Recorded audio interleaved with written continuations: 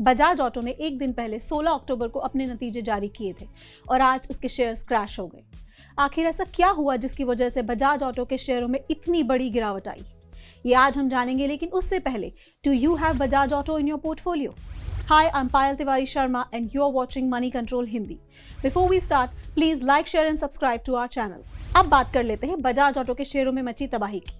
दोपहर करीब 2 बजे बजाज ऑटो के शेयर 12.01% नीचे 10,221 रुपए पर ट्रेड कर रहा था। एक दिन पहले ही बजाज ऑटो ने शानदार नतीजे जारी किए थे और आज प्रॉफिट बुकिंग के प्रेशर में शेयरों का संभलना भी मुश्किल है। सितंबर क्वार्टर के नतीजों की बात करें तो बजाज ऑटो ने अब तक का सबसे ज्यादा तिमाही रेवेन्यू हासिल किया है।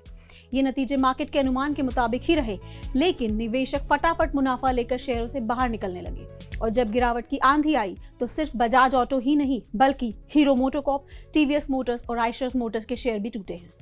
अब ये जान लेते हैं कि आखिर बजाज ऑटो के शेयरों में इतना बड़ा क्रैश आया क्यों। असल में वजह यह है कि बजाज ऑटो ने अपनी 2 व्हीलर कंपनियों के सेल्स में 5% घटने का अनुमान जताया था। कंपनी ने पहले 5 से 8% ग्रोथ की उम्मीद लगाई थी, लेकिन यह अनुमान घटकर लोअर लेवल पर आ गया है।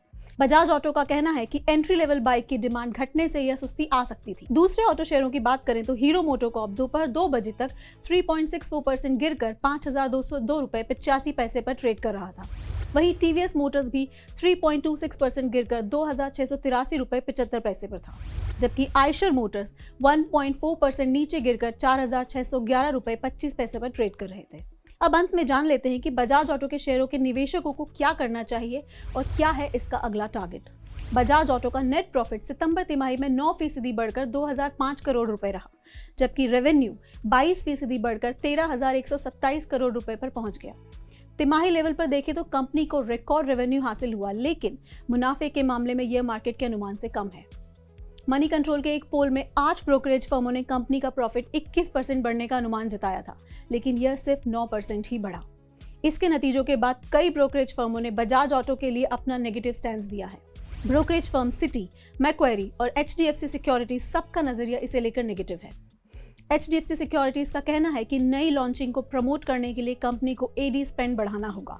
एक्सपोर्ट मार्केट में स्लो रिकवरी के चलते नियर टर्म में इसके मार्जिन पर भी दबाव दिख सकता है। गांव में एंट्री बाइक की डिमांड बढ़ती है या नहीं, इस पर भी फोकस करना होगा। सिटी ने बजाज ऑटो के शेयरों को सेल रेटिंग दी है। सिटी का मानना है कि एवरेज सेलिंग प्राइस और ग्रॉस मार्जिन का टारगेट अचीव ना कर पाने की वजह से नतीजे अनुमान से कम रहे। वहीं मैक्वायरी ने इसे बजाज ऑटो के शेयरों को न्यूट्रल रेटिंग देते हुए 11,200 रुपए का टारगेट तय किया है। आप ऐसी ही तमाम खबरों के लिए हमारे साथ जुड़े रहें। इसके लिए हमारे फेसबुक पेज को लाइक करें, यूट्यूब चैनल को सब्सक्राइब करें और हमारे व्हाट्सएप चैनल से भी कनेक्ट कर सकते हैं, जिसका लिंक हमारे कमेंट बॉक्स में दिया गया है। This is it for today. See you next time.